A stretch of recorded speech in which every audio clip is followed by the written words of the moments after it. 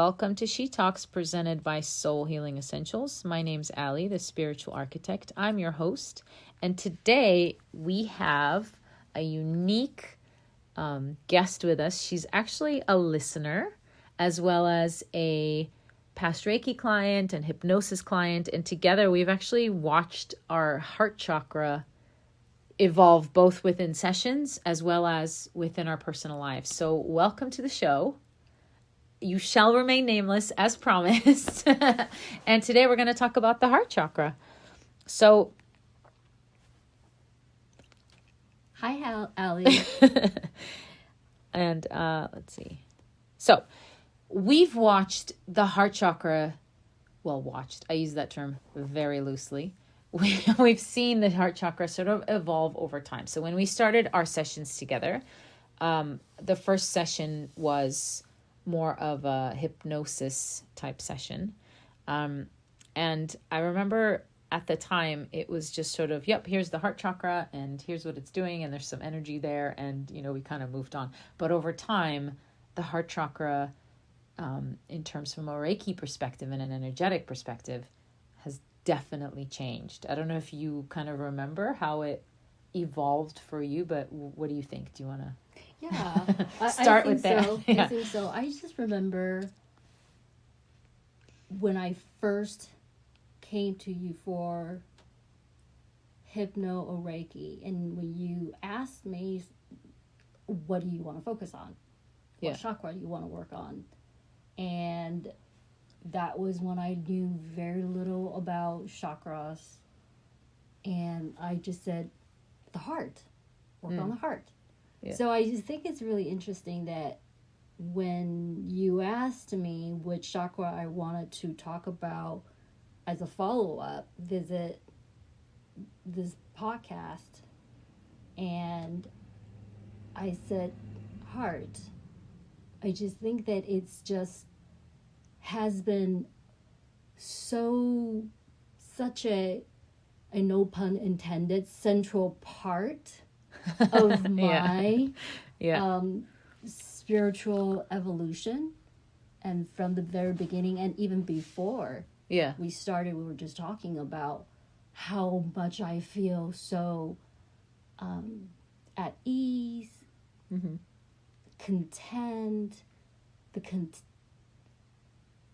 that all that it's being translated from my heart.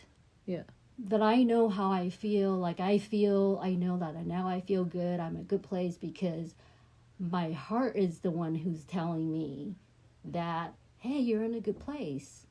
You're not feeling nervous. There's no more heart palpitations like I used to when I first started with you.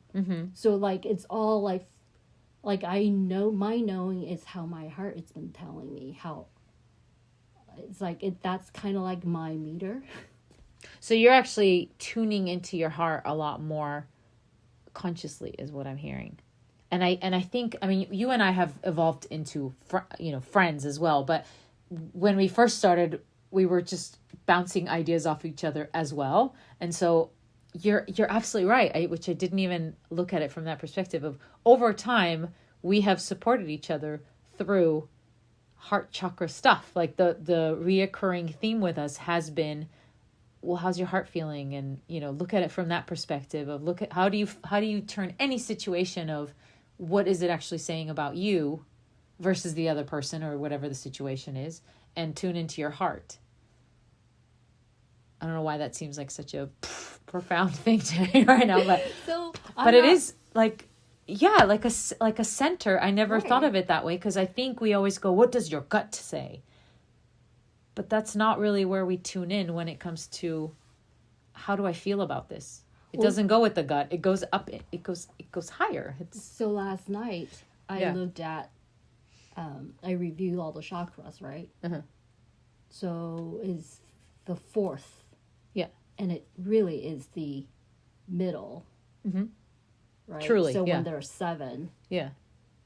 And fourth is the middle. And it's I mean, what I think there's of 7 body chakras. Body I don't, chakras. in case anyone's Yes. saying, but there's more. No, Right, we have there's so more. many energy There's centers more. through There's our whole definitely body. more. Yeah. But yeah. But when we speak of our body chakra 7, Mm-hmm. so the heart is really like the middle, and then the way I see it is like a command center. Yeah, that's true. Yeah, from that perspective, Right? absolutely. And then so from 1, 2, 3 are considered what you call the not the root chakra. I consider them more like the physical chakras, because you can kind of pinpoint things, you know? And I mean, yes, you know, the throat, but for the most part, I feel like the lower ones have to do with more of your physical needs and physical expressions. Once you get to the heart, it's sort of your first spirit chakra, they say, you know, and that's because raising higher, as in going higher in the chakra system, your throat, it starts to become a lot more of a metaphysical description of it. Right. Because it's, well, what does, you know, how do you express yourself vocally, but both from an intuitive perspective and, you know, so once you kind of cross the heart up, it's a lot harder to define where you're getting your quote unquote info from, you know, Right. from your dreams, from your intuition, from your subconscious mind, from, you know, it's a lot harder to pinpoint. The throat, yes, you can verbalize, but even where are you getting those ideas from? Once you bring it down to your heart, you're absolutely right. It's almost like a command center, because it's bringing up the physical with the metaphysical and trying to have a place to, the word touchstone comes to mind, but I don't feel that that's quite adequate enough. But it's that integration point of your physical perspective and your metaphysical perspective, and okay, how does that feel? Does that feel like does that feel correct to express, or am I expressing it, you know, to the right flavor of what it is? Yeah. So I also that's very just true. wonder if it's different for everybody, if they say that, what does your heart say, or what does my gut say? Like, whether some people, like, I know personally, I feel it in my heart. Yeah. So much more. Like, if I feel I'm happy, content, my heart feels warm and fuzzy. And if I feel like I'm rushed, I'm nervous, I feel it all in my heart. Yeah. And I just assume that that is the case with other people. That's why I can never relate when other people say, you know, what does your gut say? I mean, perhaps it's funny because, you know, we've had Barbara on the show before, and we talked about from a human design perspective. And I know that you know, dabble in human design. It's an interesting part for you. But your human design is very similar to mine, except I am supposed to allow my emotions to calm down before I make a decision. Yours is supposed to be more heart, but that's supposed to be like instinct or will. Is it authority? Yeah. It's like you can react on your gut reaction, which is ironic that you just said that. I have to let my emotions calm and then make a decision. So it's interesting because I think we've had this conversation before where I feel, or I often catch myself from not reacting from that, no, this is what I'm feeling. I mean, and you are actually trying to allow yourself to make decisions based on gut instinct. So it's funny that you're like, how does my heart feel? Here's the other thing, though. I feel as if, and I don't want to say necessarily society, but however, when we've talked about ego before, we say that ego is part of your solar plexus, right? So ego self serves an extremely important purpose. It protects you. It, you know, quickly calculates what's happened in the past, what could potentially happen, da-da-da. But what it doesn't do is allow you to feel your way through things. It's almost like it's a reaction-based response, right? Which actually, kind of suits society so much better, doesn't it? How quickly can you respond in gut instinct response? I mean, we talk about that, I think, a lot of you need to be there at the right time, right place, da da da da. Otherwise things pass you by. But in reality, we as a whole, I feel, are now talking a lot more about, well, how does your heart, we've let the emotions just completely out of it. If you're emotional, then it's a bad thing somehow. And we've forgotten that, no, your emotions are your litmus test. If it doesn't feel good, have a peek at it, because it might be your universe trying to tell you this is not for you specifically. I mean, and this is just kind of, I'm not sure if it's just related to what we're talking about, but this is just what I'm thinking right now. Like, just think about right now, what is the most common popular emoji? Isn't that heart? Yeah, I wonder. It might be. Yeah, I wonder if anybody. It's certainly not the thought bubble. But there's no Yeah. sacral emoji, but there's there's the heart emoji. Yeah. I see what you're saying. I mean, it's an interesting observation because, what would be the solar plexus or sacral chakra emoji? Right. What would be the ego emoji? What would it be? A thought. And I don't think that we've thought this through enough where we go, oh, well, you got to go with your gut. You got to go. But more often than not, gut is your ego, because you're in a moment quickly ascertaining, is this going to be a flight or fight, right? In order to be more grounded, in order to settle into yourself and allow yourself not to be reactionary with your responses. How often do we say, develop the practice of meditation? Well, what does meditation actually evolve within you or nurture within you? Is the idea of stillness, be sitting with yourself, connect to your heart, breathe from the heart and down into the belly via the heart. We let the voice, like we talked about with my last guest about the throat chakra, we say, make sure that it passes the 3 gates. One is it kind? Is it necessary? Is it truthful? But all of that is heart-based, isn't it? It's essentially saying, I know you want to react, and before it comes up from your solar plexus up into your throat, have it pass the 3 gates. So also known as have it have it actually travel through the heart and double check, is this coming from a loving place within you, or are you being reactionary? I mean, that is what the whole thing is it kind? Is it necessary? I mean, you are literally filtering. Do I need to say this? I think that makes complete sense. Yeah. Because you know how many times people say that you're coming from a place of ego. And then so if you allow what you're saying go through the steps, let the command center, or go through the command center, go through your heart. Let the heart check it out to see is it really coming from a place of ego, selfish, or love. Let the heart chakra process it.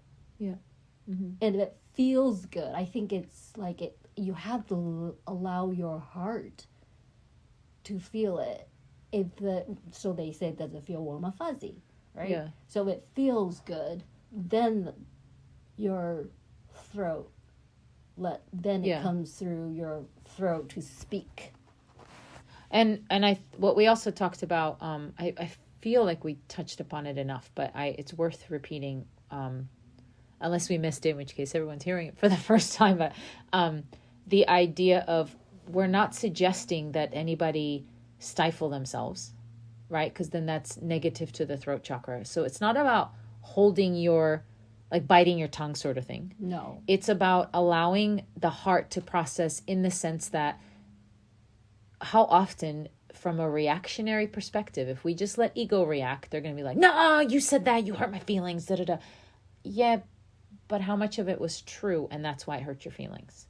Because you've never been willing to look at it. Someone said it, and it's easier to be angry at that person versus let it settle with your heart and go, okay, that didn't feel great, but they're not lying. They said something that doesn't feel good, but there's a smidgen of truth, and at least explore it, you know?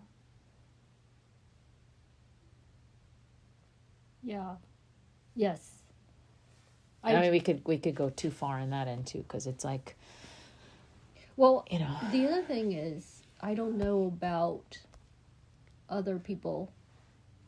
Well, actually, I have been observing in others, and this is the true, you know, for myself as well. When I first noticed my spiritual evolution, ascension journey, I noticed it when my heart was hurting a lot. I feel like it's almost like, even with a lot of other people that I know, it's always an event, a very hurtful, traumatic event that somehow breaks up. Like that person would just go through an event that causes the heart to like break. It's like a broken heart event. But at the same time, I feel like it's so necessary. It has to happen in order for the evolution, for the ascension, for the spiritual awakening to happen. I mean, in so many ways, if someone goes through that hardship and they face the hardship rather than hide from the hardship, because, you know, the extreme opposite would be that if you don't want to look at any of it, it breaks you apart and then it hardens you. But there's that beautiful saying of, you know, is it about an egg or a potato? Like you take a potato and put it into water. It's essentially gone through this really horrific ordeal, but it comes out softer. Do you mean? So you go through this, and that's when you realize it's the dark night of the soul. And you think that it's, you know, happening to all this. No, it really, you feel it in the heart. It's your heart that hurts, you know, because you're losing a part of yourself. And I've talked about this in in 2 previous episodes, I think, where I finally learned that one of the best things I can do is, number one, face things, really sit in it for a moment, and then literally give permission of that part of me to simply die. That ego part can now release. Once I've obviously learned the lesson. Before then, you can say it all you want, nothing's going to happen, you know. But once you've gone through it and you actually understand, you go, okay, that's enough now. I see it. And it's like that part of you just drops away, and your heart is softer because you realize, if I can make it through that, I know I can count on myself to make it through just about anything. Right. And then, you know, another hardship comes along and you're like, oh, you know, but each time it makes you softer because you realize you don't have to brace yourself. You don't have to put yourself in armor. You simply walk through it, and it hurts and it sucks. And it, you know, you still have all those emotions, but you're not so emotionally vested in each moment of it. You simply know right now it just hurts. And you know what? Hurting is such a beautiful human emotion because it really highlights what we don't want. Right. And just allow that and enjoy it just as much as you would enjoy when you're having the fuzzy moment and your heart just goes, ah. It's when we're trying to block it so that we don't have that heart, that's when all the blockages through the system happen and we get dis-ease. Right. So going back to it being command center. So if the command center is blocked, shut down, it can really affect other chakras, right? 100%. I mean, the chakras can be affected at any gateway, essentially. You know, I mean, if I'm blocking my heart, my ego is bypassing my heart. It's ego to the throat. I just say whatever the hell I want. Oh. And it, you know, you're saying it and you're just saying things and you're hurting yourself, you're hurting others, you're potentially pushing people away. I never looked at it that way. It's just jumping right across. And it is that which is truly is it service to self? Is it service to other? With a service to self is, I'm going to say whatever I need to say to get you off my back in this moment because I'm hurting. Service to other is, I know that I'm hurting, but I can probably be of service to you anyway. Do you know what I mean? And I mean, it's always fine line, because you don't ever want to close up that heart and then go through the motions. You need time to heal. You need to be willing to just open it. You actually need to be willing to have it broken again. And that's more than likely where your heart actually gets the most protection. Okay, so that's in the case of someone with quote unquote heart closed. Blockage, yeah. Blocked. But what about when somebody is, I mean, would it be, what would the scenario be with somebody it's like over? Well, I think, that, what do you call it, overactive? I would, yeah, overactive. I'm sure there's other ways for it, but overactive, in my opinion, would be, and you know, I've got notes on all this, so maybe I'll double check after I say my little spiel. But overactive would be, I give at the expense of myself, and that's what I was saying. It's a fine line. So I can go, well, my heart is super broken, but I'm going to keep giving, because what ends up happening over time is there's strings attached. I give and give and give, and you give nothing back. Well, then you're not giving from your heart. You're giving from a perspective of ego.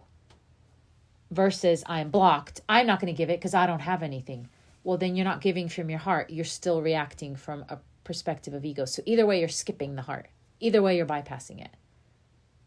So the idea would be to go through it, and, when it becomes at your expense, it's no longer coming from a genuine place. And I understand that is very difficult to take at face value, especially when it comes to children, right? But even with a child, you can say, well, mommy doesn't want to do that right now.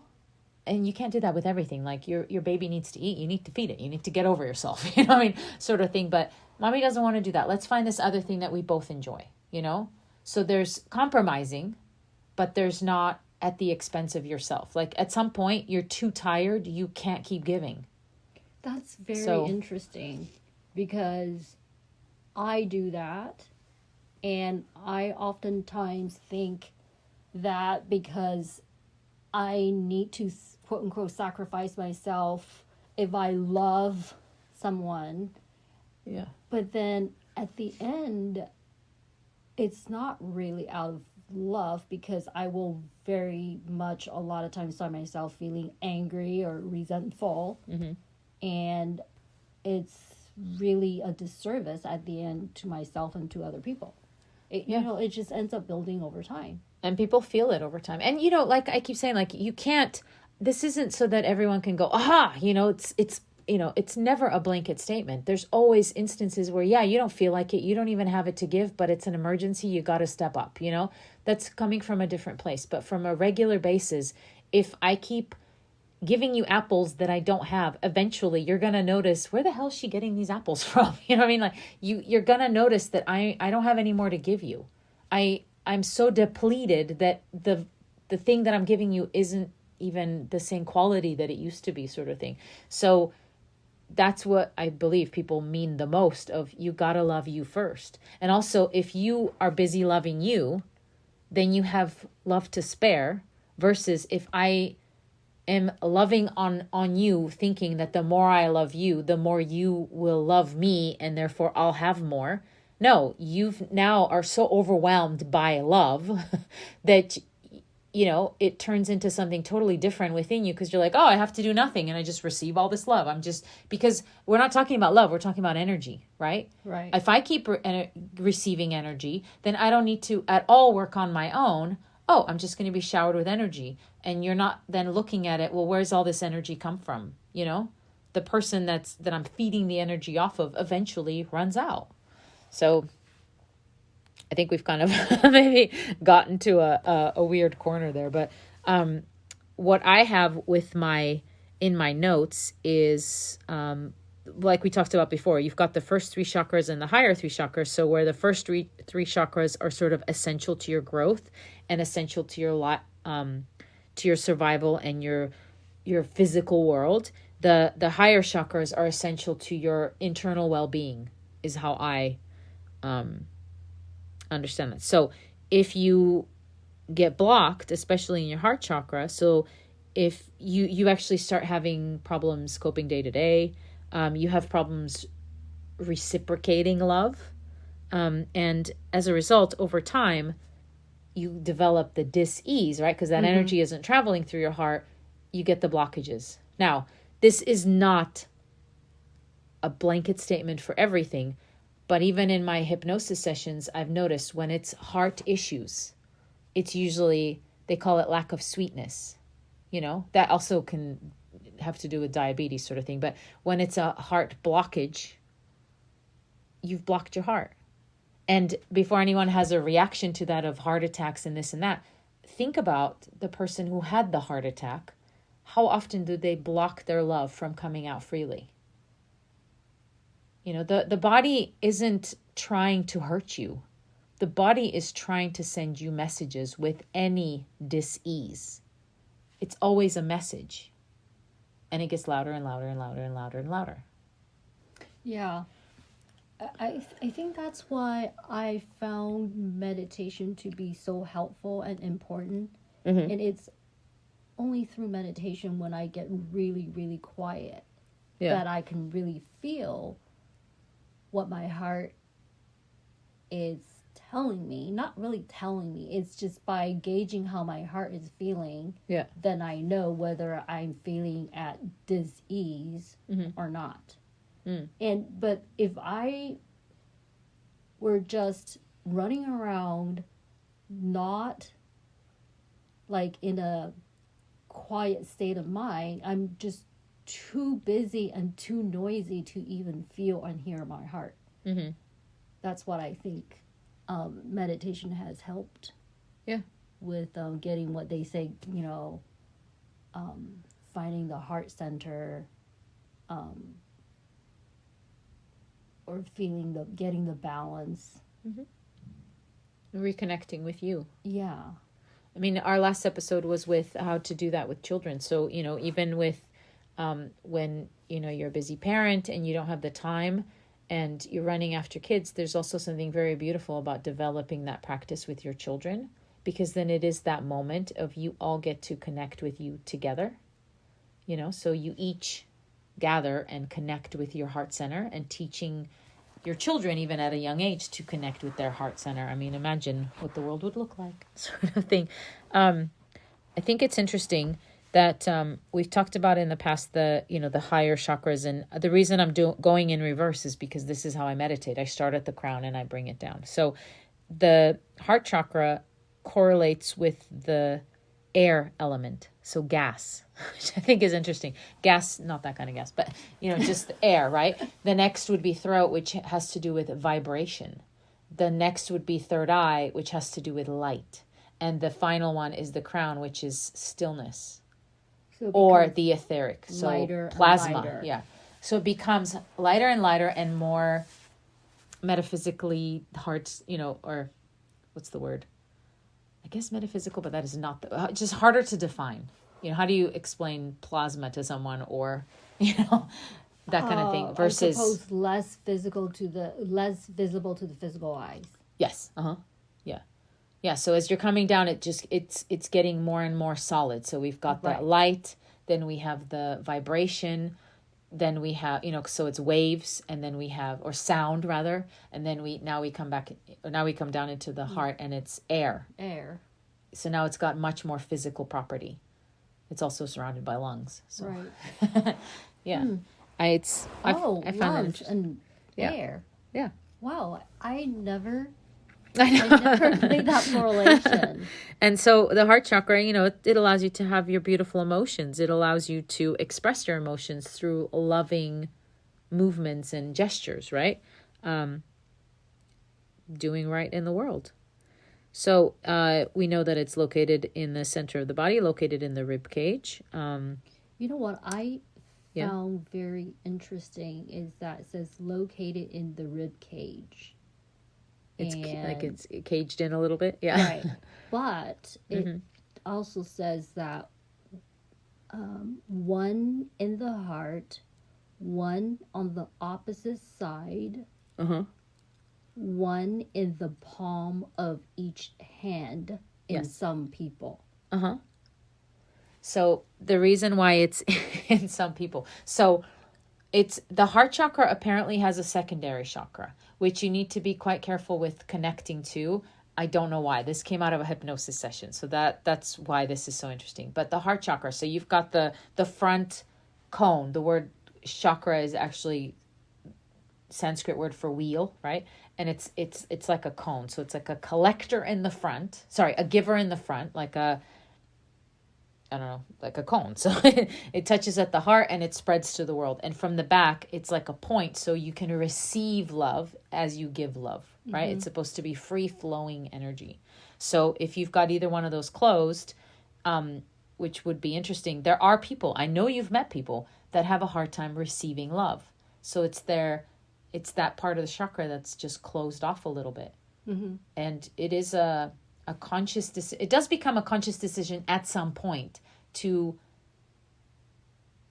teach yourself, I would say, because if you've been hurt, you've closed it. We are not born with our chakras closed. We're born with them wide open. We're just these beautiful beings ready to give and receive love, and we're not embarrassed to need love when we're little. I need a hug, I need this, I need that. You come in ready to give and receive love. Right? Over time, things get shut down, that kind of thing. We've talked about this before, and the idea of the Reiki, right? Reiki is giving energy through yourself. It's not your energy that you're giving. It's universal energy through yourself out the palms of your hands. The palms of your hands are secondary chakra points to your heart. So you are literally giving from the heart. The more you can connect with your heart, the more you can connect with that pure Reiki energy that you can then filter or channel through others or to others, right?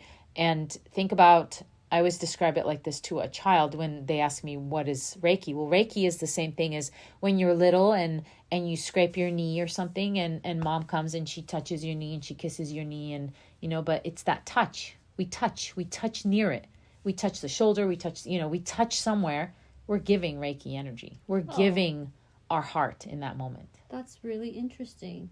And I can feel my palms heat up when I talk about this. That it's all related to Reiki, and I just wonder, is that why we have when we meet each other, we shake hands? I would think so, yeah. Which is, I actually think this chakra potentially is, I don't want to use the word hurting, but potentially hurting the most. When we hug, we connect hearts. When we shake hands, we connect hearts. Unknowingly, it's through our palms, but we connect hearts. Right. And in today's climate where we're distancing ourselves, that is the chakra, I believe, that from our perspective would be struggling the most. Now, having said that, our heart gives off so much energy that you can be in the next room and our hearts could communicate. We do give off so much energy. So it really is just about connect to yourself, connect to your heart. And therefore there's only one of us here. You can connect to everybody and everything that ever is, was, and will be. But we do those things. We give hugs to connect the heart. We shake hands to connect the heart. Fascinating, huh? I kind of thought about it too. We kiss the forehead and we're kissing our imagination sort of thing, because that's the third eye. There's, all the energy centers, they're really quite fascinating when you look at how we as humans or any animals interact with each other naturally. It's chakra based. And just again, I'm still, because to me this is new. Maybe I'm sure I read it before, right? Yeah. In the palm of each hand. Yeah. Right. So that's why, we pet our animal companions. Yeah, we pet them. We touch everything. That's why show, babies like to be held, and it's always near the heart. Yeah, right, show affection, and that's why I read as a parent, or you don't want, or even to discipline your kids, you don't want them to use your hand. because then you rather wanted to use an object, Really? not to use your hand. Mm-hmm. I wonder if it's Yeah. that, right? And I never even thought of that way. Yeah. right? Yeah. Because if it's Because then it's like you're confusing the part that you give love with, and suddenly you're not giving love with. right.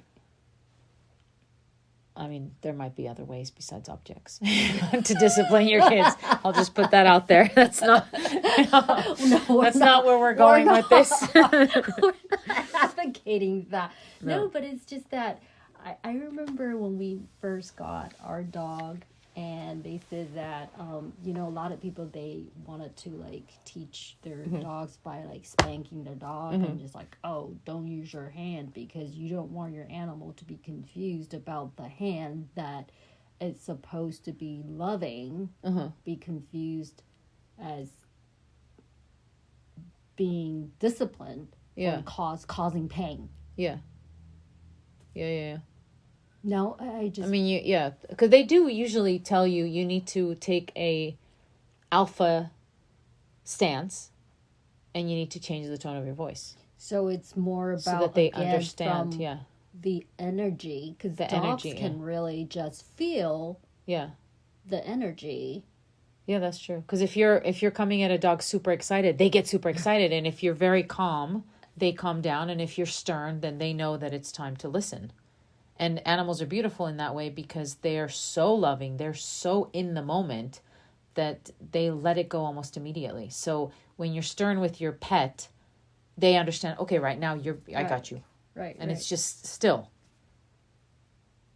They know when they're in trouble, but then they get over it almost immediately.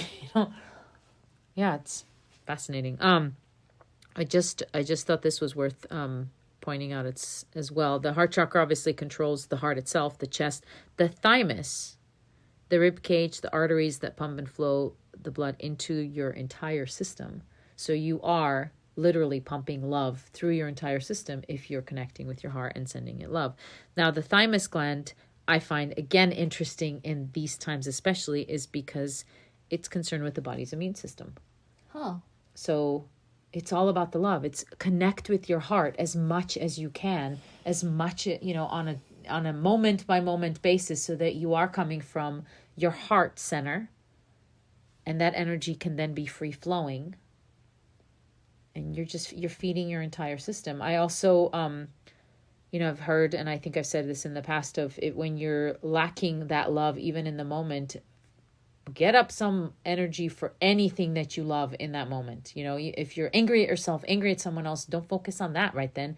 Actually focus on something you do love, put it into a glass by meditating on a glass of water or food or whatever, and then eat that. That's why praying before a meal might actually be really beautiful, because the crystals in the vicinity rearrange themselves, and you are then receiving the prayer into your body yourself, or the love or the meditation or whatever the word is that you want to use there. But and that's been proven as well. So Dr. Emoto, for anybody that wants to look up water crystals and how they respond to thoughts, essentially. So your heart, it connects you to yourself and others, and how you love yourself and others. It connects you to your ability to appreciate beauty, and connects you to your compassion. And your heart is the most responsible for helping you not only connect with your emotions, but then be able to express them, and express them to others in relationships and friends and family and that sort of thing. I think we've talked about development of the chakras before. So for the heart chakra, apparently it develops between the age 4 and 7. And I have a feeling that has to do with the fact that as you get a little bit older and you start learning how to say no, and ego steps in a little bit more to be your protector based on now your 4 years of experience on this planet. And that's when connecting to your heart chakra, or learning how to, or being able to, is maybe, I don't want to say important because I don't like using finite words, but that's the time to perhaps start learning meditation. Or it might be more beneficial for you to have a meditative practice with your parents, that sort of thing, because that's when in the moments of frustration, you have something to connect to. So I wonder that during those years, Mm-hmm. for kids without love, Yeah. it would really affect them, Mm-hmm. because then it would hinder their heart chakra development if they're not getting love, or if they were in a loveless family, or Yeah. no abusive relationship, abusive family, being abused, or no love. Or I never realized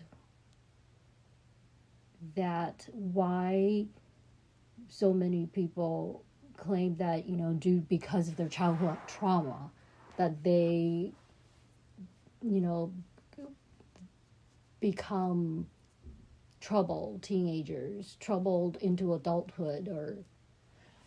Well, I also have this, I mean, I have a feeling, or I feel how this can hinder you a little bit is because you wouldn't, if you were growing up in an environment where you don't get the validation, so you don't get the love that you perhaps require, right? Because it's not like half of us are walking around perfectly content 24/7 and the other half, they've had it so far. It's not like that. I mean, every single one of us has something they're dealing with. Every single one of us has an experience where we faced rejection, and because we didn't know how to process it due to our age, we processed it in a way that then caused trauma to ourselves, or it caused trauma when to an adult looking back, but it was just 2 minutes. We didn't even say no. I mean, you weren't allowed to do this one little thing, and that had nothing to do with us not loving you, but that from a child's perspective of a 1-year-old, a 2-year-old, a 3-year-old, a 4-year-old, so on and so forth, it was a moment of rejection. And so let me put that out there, right? You can parent as perfectly as possible, and every one of us still has stuff to deal with. You know what I mean? So there's that. But yes, if you have not been validated for your feelings, for your thoughts, I feel that it's very hard to then cultivate self-love, because you don't have the touchstone, the points where you can go, well, I did this bad thing, but mommy loved me anyway. Mm-hmm. Well, if you have pretty severe punishment for everything that you've done, you don't have that to connect with of, I'm still worth loving. Yes, I'm messed up, but I'm still pretty great, and I still have that self-love. Am I making sense? It's like, it's still a pattern that eventually your parents, you need to take over the role, essentially. At some point you need to take over the role. So yes, that happened, but it's mine now. What am I going to do with it? So if that hasn't been developed for you, or, if you haven't had the aid in having that develop within you, you need to take over, but it still needs to come from someplace. So if you don't have the pattern already, yes, it's a lot tougher, but it's not impossible. Did I answer that question? I feel like I went a roundabout way to that, No, I think it's easier to develop patterns that are already there, and then you take over the role versus starting from scratch. I do think that some of us have had quite great, experiences growing up, and we still have to figure out how to find that self-love. Right. Nothing is perfect. Nothing. And I think there's no perfect childhood. There's no perfect parenting. Yeah. But it's just, I think, for us to realize and understand that those years are so important, probably not just for the heart chakra. I mean, for other chakras, probably as 100%. as well. And we'll actually be able to dive into that more with each subsequent chakra that we now talk about as we approach the root, the earth chakra, right? Because, the heart chakra, when it is balanced and open and everything's free-flowing, you have this sense of calm, like you said, the fuzziness in your heart. You've got that clear thinking. You are more loving towards others when you are feeling good. Right. And so I remember a friend a long time ago, she said, happy people don't hurt others. And I was like, that's such a silly thing to say. She was absolutely right. Happy people don't hurt others. And I think if we can remember that in the moment when someone is being unkind, if we connect with our heart and truly live from a perspective of loving kindness and living in the heart chakra, you do see how that is super valid. Happy people don't hurt others. Therefore, the worst thing you can do to someone who's being hurtful is be hurtful back. The most kind and loving thing you can do is give them love. Right. And that took me a long time to understand. But if you're not receiving love, let me give it to you. And even in that moment, it doesn't go off. Even if it triggers you in that moment, I'm still giving it to you. Right. And that's the best way to usually also stop an argument dead in its tracks. I understand that you feel that way. I validate that you feel that way. And I just love you. I mean, if you're then going to keep screaming at some point, it just diffuses it. So there's the giving and receiving. Yeah. Which is, it's just as important to know how to receive. Because it is difficult and it's interesting because I see this a lot. I mean, you see it in movies, you see it, all over the place. If you don't know how to graciously receive love, it's just as off-putting as if you don't know how to give love. Would that be the same as receiving compliments? I think so. Because compliments are words of affection, aren't they? So if a compliment makes you uncomfortable, which, let's face it, we've all been there. We've all gotten the compliment. And it's like in that moment, you're all, I don't know what to say. Learning how to take a compliment is a craft. And, that's why we say learning to take a compliment. It's learning how to receive love. And it is what it is. It's not strings attached. I mean, I've seen those memes. I'm sure you've seen them where it's like, I don't have a crush on you. I just gave you a compliment. Like, I'm not trying to, calm down, that kind of thing.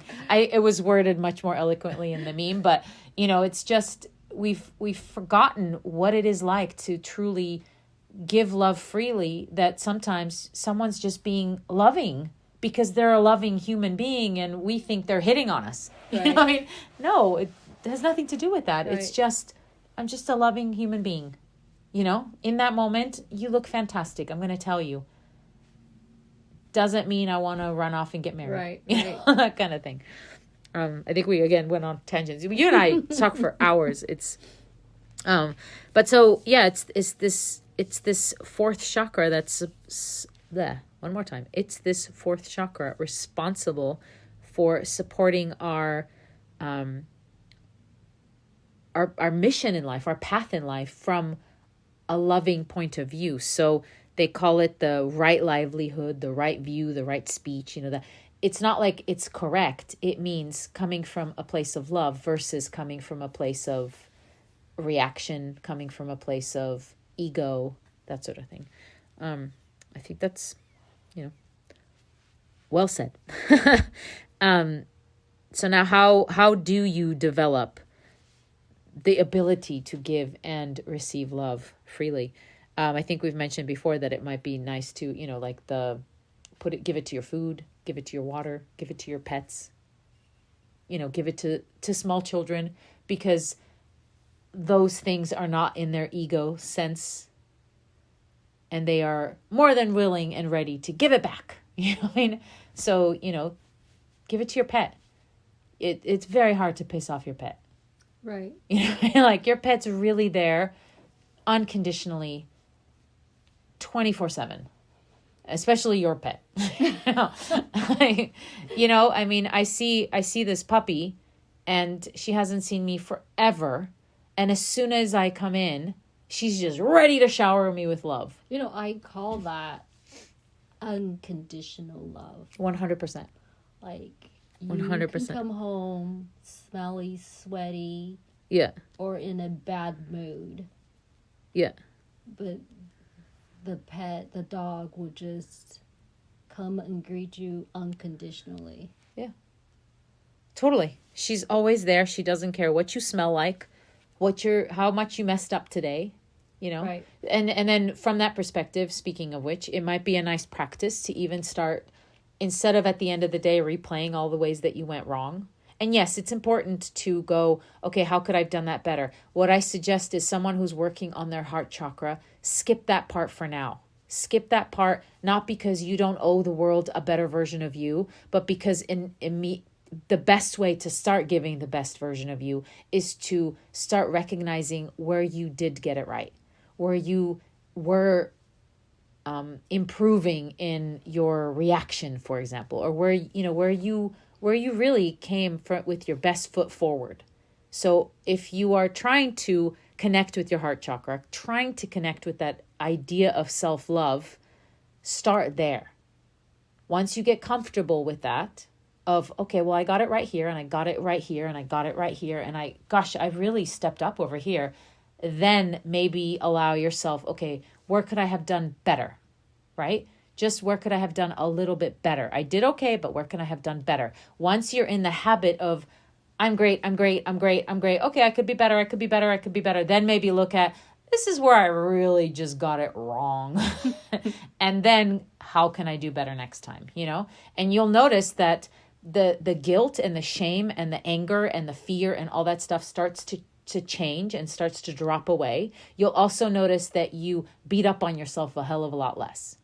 Because, and we've said this so many times before, no one is as hard on you as you are on yourself. No one is as unkind to you as you are in your own head. Right. I hear that a lot. Like, I oftentimes have to remind myself that if I would just write out the things that I say to myself all day long, I'll be shocked, and I would never talk to other people the way I talk to myself. Never. Because it's unkind. Yeah. Yeah. And then you're a big meanie in your own head. You know? How about also try to just, at the end of the day, thank my heart for being there. 100%. For just thank the heart. Yeah. And while you're there, thank your whole body. Yes. It's interesting because I was at a meditation retreat. This was a few years ago now, and I remember going in I think I went in for theta healing. So it was one of those retreats where, like, every day you tried a different thing. You know, you did yoga every morning, and then one day you'd get Reiki, one day it would be theta healing, one day it would be learning how to cook from a perspective of love, and, you know, that kind of thing. And I had this discussion with the theta healer, and I remember him asking me, well, how do you know your liver is unhappy? And I went, well, I asked it. And he just thought that was the most interesting thing. And I was like, well, I thought that was a thing. Like, I thought everybody did that. And it's not like I came up with it. I heard it somewhere and I went, that's interesting. I can literally just meditate and ask my liver, how you doing? You know what I mean? And you can do that with your heart. Hey, heart, how are you doing? How are you feeling? And you'll be surprised in a meditation how often a word pops up in your mind. And it'll be, we're sad, or we're doing great, or we're broken, or, you know, something. But you're acknowledging it. And where do those words come from? You know immediately how your heart's doing. Right. But I think it's a weird thing to get your head around. I totally validate that. But yeah, I mean, you just start talking to your organs, start talking to your body. How are you? Why are you aching? Why are you sad? And you will get an image in your mind. Your subconscious will almost immediately tell you. You just have to be still for a moment. I'm going to try that. Thank you. We're going to take just a small little pause, and then we're going to talk about how to identify if your heart is balanced, imbalanced, and what the different signs are. So, back in a few. If you haven't heard about Anchor, it's the easiest way to make a podcast. And let me explain. First of all, it's free, so your startup capital is very minimal. There's creation tools that allow you to record and edit your podcast right from your phone or your computer. and Anchor will distribute your podcast for you so it can be heard on Spotify, Apple Podcast, and many more platforms. You can make money right from your podcast with no minimum listenership, making it fantastic for brand new podcasters.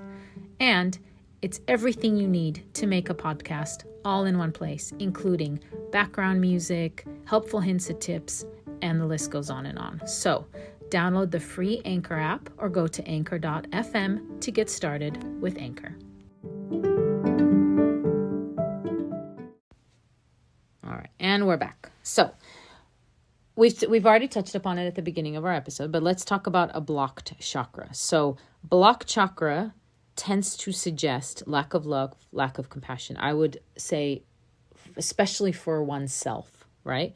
So it could leave you feeling lonely or withdrawn if you feel that there's just a lack of love. Now, I understand that if you feel like the world around you is hostile environment, you would tend to retreat, right? So blocked heart chakra.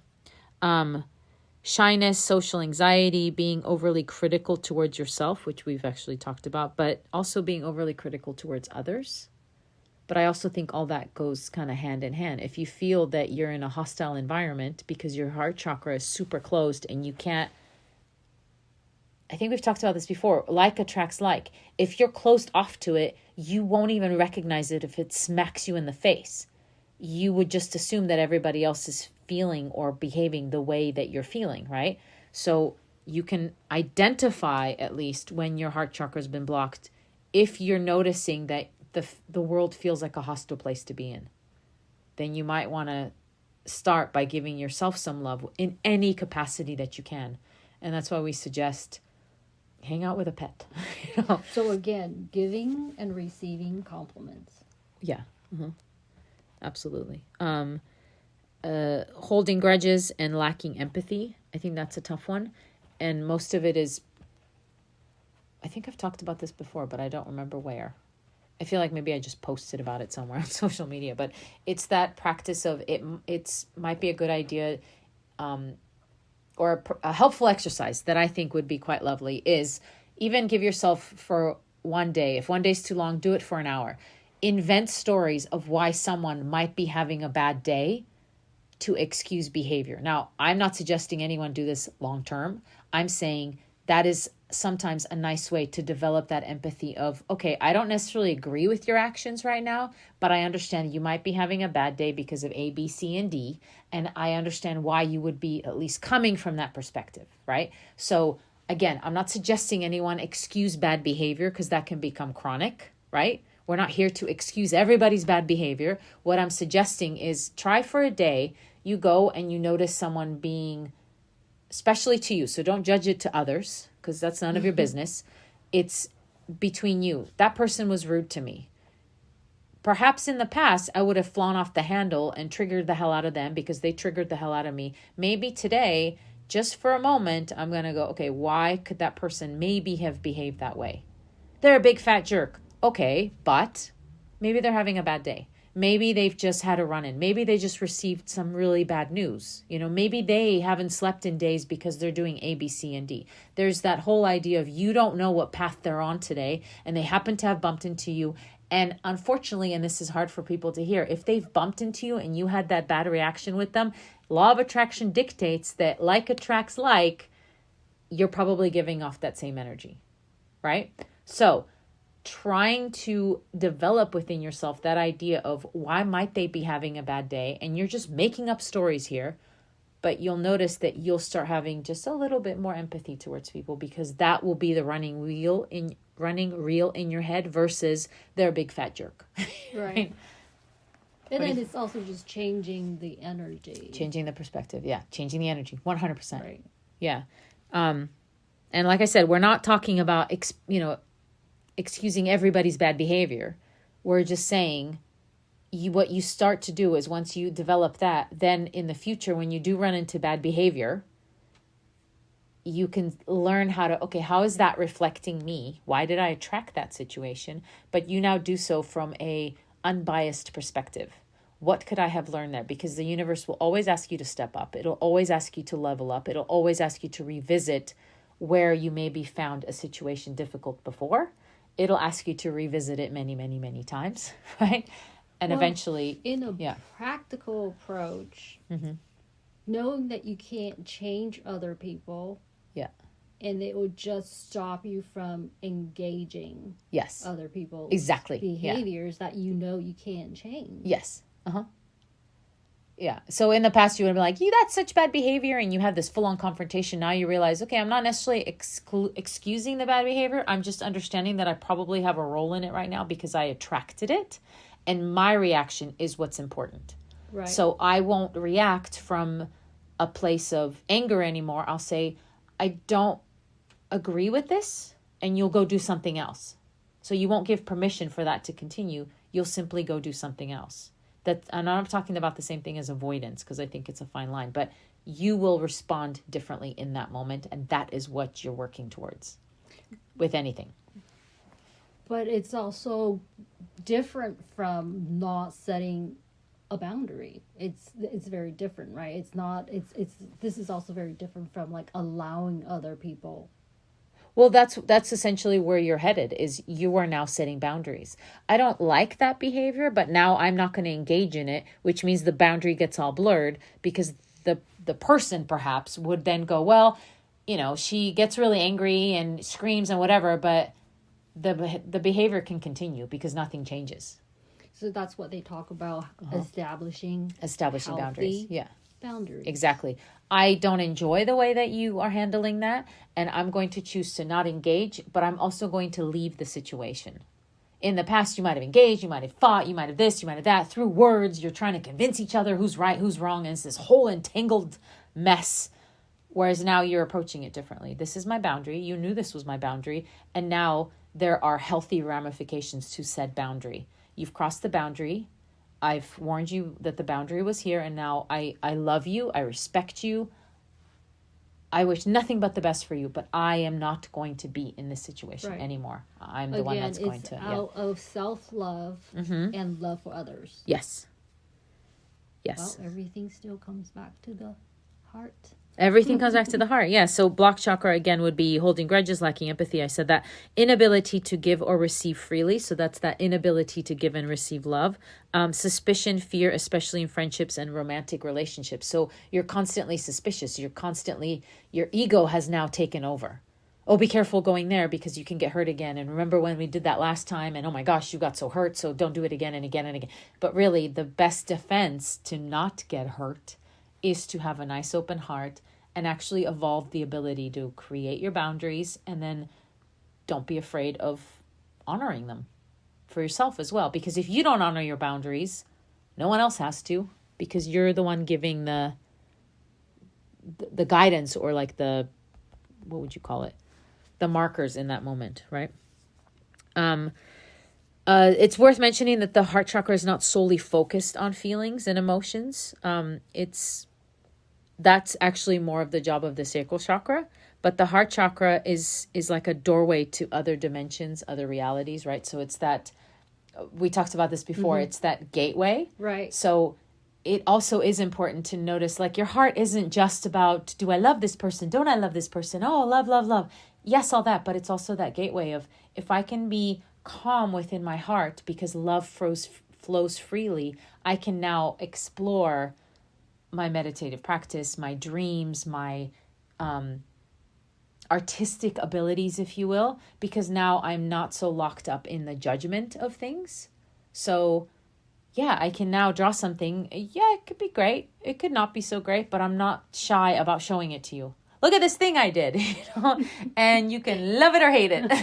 And if you say, oh, I mean, you could have done better, I'd be like, really? Because I think it's fantastic. And I'm no longer so triggered by everybody's approval, right? Because you have your own approval. So that's definitely worth mentioning. That's within that heart chakra. So from a physical perspective, heart chakra blockages can actually be reflected in poor circulation, heart troubles, respiratory illnesses, including asthma and the such. Oh. But respiratory, right? I'll leave it at that. Air, gas. Yeah. Air. Receiving love. Exhale, giving love. It's very relevant to what's happening in the world right now. So how to balance your heart chakra. Deep breathing exercises is one of the best ones. So we've talked about this before. Inhale to a count of 3 or 4. Hold it for a moment, maybe to a count of 3 or 4. Exhale to a count of 3 or 4. Hold it for a count of 3 or 4. There's also, so that's like a box breath, right? Because it's 4 of each. You can work your way up all the way to, say, 8. You can also work your way up all the way to a triangle breath, which is inhaling really slowly, holding for the same amount, exhaling really slowly, inhaling really slowly. So now it's a triangle. So we breathe in, we hold, we breathe out.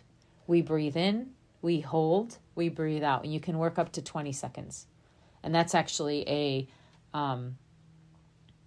yoga breath. I'm trying to think of the exact... I just completely blocked out on that. But it's actually part of the Subha Kriya meditation. The last thing is this breath that you're going to hold in. It's 1 minute breath, right? Because you're inhaling for 20 seconds, you're holding for 20 seconds, and then you're trying to exhale for 20 seconds. Oh. So the whole thing takes 1 minute. And we will do a podcast one day about Subha Kriya. Fascinating. So yeah, another beautiful thing for the heart chakra is Bikram yoga. So there's that heat and being in the heat. Yoga postures could be heart opening postures. So anything that opens the chest or shoulders, like cobra, eagle, fish pose. So you're either compressing it or you're really opening it up. Those are great for the heart chakra. Spending time with nature. So, as much as spending time with animals, you can also get that unconditional love from, trees, like hugging a tree or being in water, that sort of thing, because it's all free flowing. Well, is it related to the color? The green? Color green, the nature? Freshness of the oxygen that's available in nature, and gas, right? Air. Yeah, I never realized that before. Yeah, it's that free giving and receiving. From an energy perspective, aromatherapy is a beautiful one. Meditating on the color green. Imagine that green healing energy. So literally focusing on breathing in the color green and then imagining that color just permeating through your entire body. It's a beautiful meditation. Actually, doing that with any color is a beautiful meditation. So you could also just say, what color does my body need right now? There's that connection, and then breathe it in. So the first email I got this morning, the subject line came in green color. Really? And with hearts. Isn't that interesting? Yes. On our day today that we had plans for this podcast. I love this. I haven't mentioned mantras for some of the other chakras, although maybe I have now that I think about it. I did have one never mind. But here's the mantra for your heart chakra that's really beautiful. It could be something like, I love myself completely. I love myself deeply. And I accept myself. And you can just say those. Or I forgive myself. This is a big one. It's that forgiveness that keeps you from loving yourself, right? If you can't forgive yourself for all the times that you got it wrong, for all the times that you didn't show up as you could have, and we can do that to literally any aspect of ourselves. We don't like that our, hair isn't longer, that our ears are shaped differently, whatever it is, that we're not taller. There's all these things that we always have. Giving that forgiveness of, I'm great just as I am. What about forgiving others? Forgiving others, yeah. But sometimes, this is tough, because on the one hand, forgiving others sometimes comes easier, right? However, there's that thing again of how can you truly forgive someone if you haven't forgiven yourself?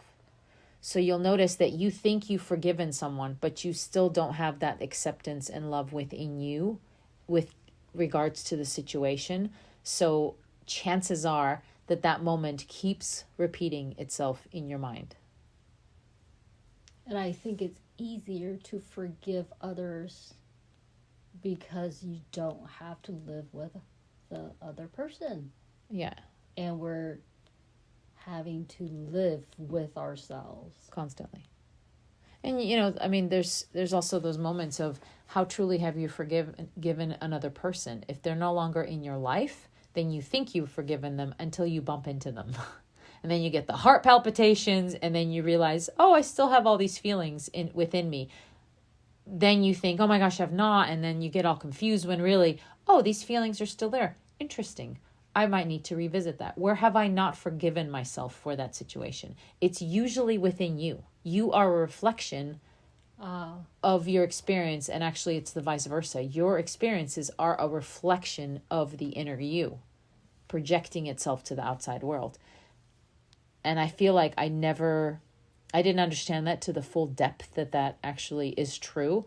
But notice, the more you are in sync with your world, and the synchronicity comes along, and what are the odds?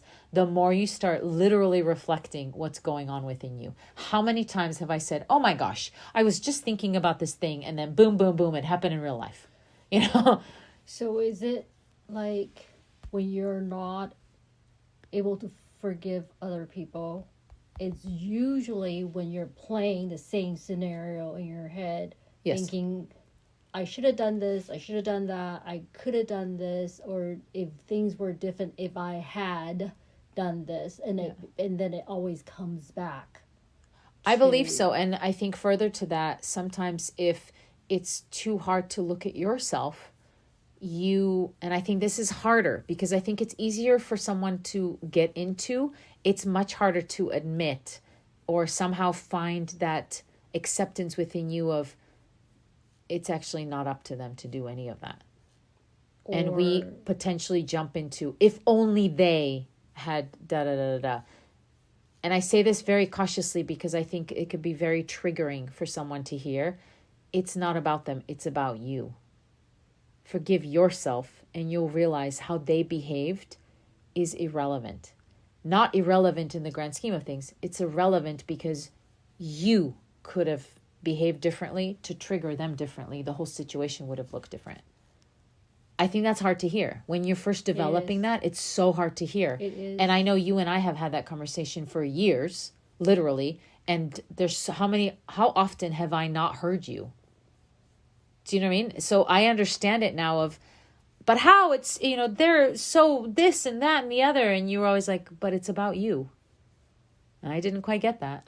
I freaking get it now. It is always about me because my world is my reflection of me. So even in that really disgusting, triggering event, no matter how bad it is, there's a part of you that's allowing it. And I know that there's always, but how about in abuse? How about in this? How about babies? No, I get all that. There's so many weird levels. And from a hypnosis point of view, we can dive into that a lot deeper. And, we get into realms that I just go, I don't even understand how that's possible. But for the most part, there is a part of you that's allowing it. And I can't say this enough. I understand that there's always going to be, but what about this? But what about this? Those are stages that we're not ready to look at yet. However, more often than not, if you're looking at your chakra system and you're looking at your meditative practice and you're looking at spiritual development and you're looking at how to approach life differently because the same pattern keeps coming up, you will notice the common denominator is you, and it is all about how have you stepped up and how can you step up differently. You cannot step up differently if you haven't cultivated within you the practice of self-forgiveness, self-love, self-reflection, and meditating and connecting with yourself, which is the heart. Yes. That felt like a speech. I should have a mic drop out. So, interestingly enough, in my little notes here, I've actually got an assignment. So connect to the solar plexus, right? So that's the free will. I know that we haven't talked about the solar plexus yet, but what we're essentially saying is connect to your free will. So the fire in your belly, choose the path forwards, right? And the parts that are no longer helpful in your journey forward. So connect with yourself and go, what am I ready to release? What am I ready to let go of? Right? So draw that energy in and allow yourself to release that. And then make a list of as much detail as you can and talk about who you are. Dig deep about who you are. Allow yourself to release the labels that you've put on yourself. And then thank them for being there. And then allow yourself to bring in new aspects from you. I'm not sure that the way I described that made any sense. But essentially what you're trying to do is you're going to breathe into you. You're going to sit in this meditative state and start recognizing all the different parts of you, all the different ways that you've labeled yourself. Really dig deep into them. Send every single one of them love and start to release the ones that you feel that you no longer need. And what you'll notice is by complimenting them as they leave, you are giving yourself not only the forgiveness, but you're giving yourself the self-love to kind of go forward. So if I have littered myself with all these labels, right? And this is just who I am. I've blocked myself off from letting go of that part of me, allowing myself to find forgiveness for that part of me, and allowing myself to no longer be defined by something that's probably a limiting belief. Does that make sense? Did I explain that enough? That sounds beautiful.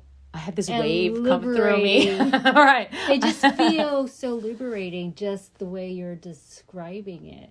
I felt liberated as I was describing it, and I almost felt like, did I write that really wrong? But all day long, we label ourselves as the mother, the wife, the friend. Yeah. I can't because I've got all these things. Yeah. And then, am I fulfilling this? Am I fulfilling that? It's constant evaluation, judging of ourselves. Constantly noticing where you're not enough in your eyes. Yeah. Yeah. So that I'm so glad that made sense. I was a little worried about this because once you thank those parts of you and once you recognize that, wow, that really served me. Like that was a really beautiful student. Let's say I've dropped that because I'm no longer a student in a school facility. I'm a student of life, right? I can thank myself for, gosh, you really enjoyed studying books and all this stuff. And that served a really beautiful purpose. I'm so proud of you. And where you didn't get it right or you could have done better, gosh, I'm so proud of you for trying. And now be a student of life. There's that little transition. If I'm constantly thinking, but I should have been a better student and blah, blah, blah, blah, blah, blah. You can actually literally wrap yourself up into that little pitfall for your entire life. If I'd only done better in that one math class, then I would have done this. Then I would have gone into a better college. Then I would have, then I would have. How about you did good? That's such a great example. And that was a beautiful part of you. Thank you. And you did good. And now just thank it. It served a purpose and let it go. We just did an example of giving and receiving. That's right. Because now we're a student of life and you can do that literally with yourself every single day. You did good. And next time you'll do even better if you don't feel you did enough. But my gosh, you did good. You'd say that to anybody and it would be like, oh, thanks. And if you have trouble of letting go of some of these labels, then I would say, how much is this label protecting you?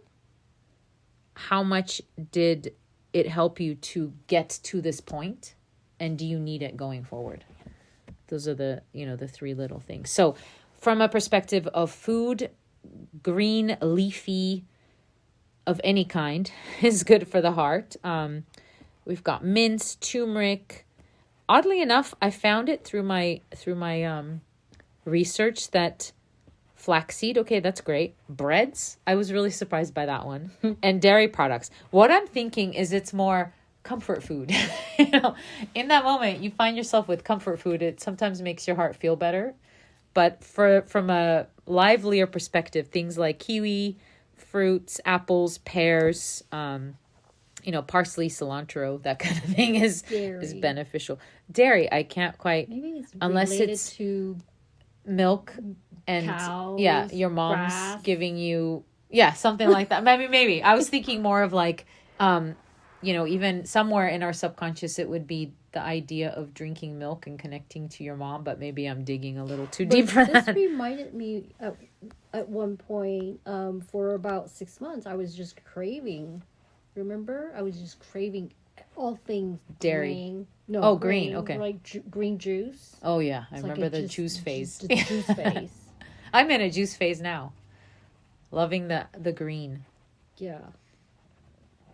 From a essential oil perspective, things like ylang ylang, which is actually the very first essential oil you ever gave me, was Really? ylang ylang. Yeah, rose is a high vibrating oil.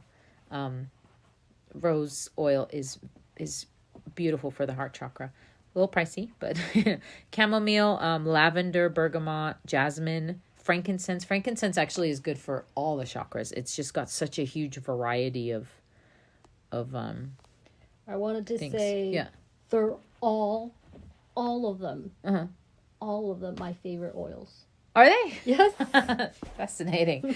From the perspective of stones and crystals, you've got rose quartz. So the color for the heart is both green and pink. Jade, emeralds, green tourmaline, watermelon tourmaline. So the pink and the green. And what else? As far as like connecting to your heart chakra, what other things do you use before we wrap this up? In terms of crystals, oils, Well, I guess, or habits. habits. Yeah. Kind of like our closing comments sort of thing. This is getting a little long, but we always talk forever. Meditation. I would just always go back to meditations. I think it comes back to now that we've been through the whole Yeah. hour of Yeah. talking about it. Almost hour and a half. I feel like it's because why meditation? It's because it's spending time with myself. Yeah. It's I agree, yeah. acknowledging myself. Yeah. It's talking to myself. And that is why it's like the habit or the practice of meditation, it feels so nurturing Yeah. to me Yeah. and to my heart. And I never realized that that is why I have come to develop that in my daily practice. And the more I do it, the more I feel I need it. Yeah. And because I need to feed it to my heart. Yeah. And I mean, we've talked about this too, that meditation doesn't have to look like you sitting in a corner like a Zen master. That's not It how could I be do. gardening. It could be Or just going for a walk. Right. It could be so many things, but notice that it usually means you're spending time with you. You're probably spending time either with nature, around nature, or thinking about nature. Because, for a lot of us, the easiest way we can connect from a meditative perspective is watching your breath, watching a flickering candle, watching the clouds go by. Like it's that visual of something having to do with nature. Or listen to that inner voice. Yeah. And guess what? You're part of nature. Yeah. But yeah, so, anything else? Oh, so I kept thinking of pampering and Hot baths. hot baths. Yeah. For me, that is just something that I love doing. And then put those essential oils Yeah. in my bath. In your bath. Yeah. Just I'm pretty sure this doesn't apply to, but usually like busy people, they tend to do very pampering things at some point. All I can think about it, is if you're busy, you might go get your nails done. And you're like, well, it's the only time I get to relax, sort of thing. So we naturally do kind of gravitate towards the self-loving things, even when we don't acknowledge them. Your body self-corrects, your system self-corrects. Right. I just remember this. I was speaking to a lady who was just, chakra system. She didn't want to hear anything about it. Third eye, no way. especially, she had this reaction to the third eye as she's standing in front of me, covered head to toe in indigo dress, indigo shoes, indigo jewelry, like everything's indigo. And I just went, okay, that's so fascinating. Not from a judgment perspective. I was thinking like, that's so fascinating that we self-correct. We do. We self-correct. The system self-corrects. Right. Whether we recognize it or not. And everybody who's so far gone through the chakra system with me, they naturally gravitate towards not only the chakra that they are most pulled to right now, without even knowing it. Everything in their life, or a lot of things in their life that they mention, is actually that chakra related.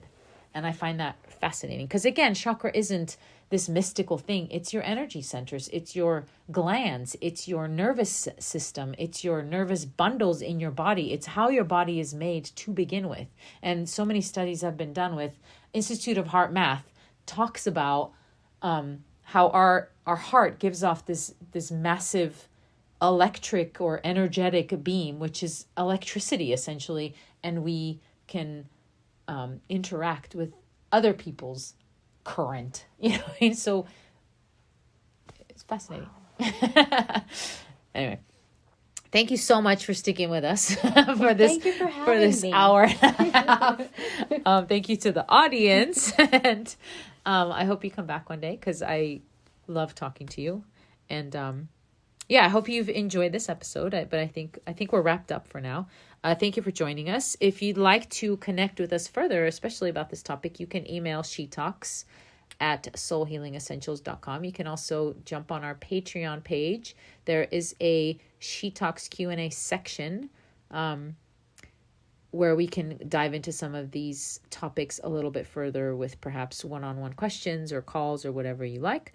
Go to soulhealingessentials.com for your free chakra journal, especially while we go through these chakras. You can check out how we outline the chakras, perhaps take some notes on how you personally are connecting with your chakras and how that relationship with your chakras is developing over time.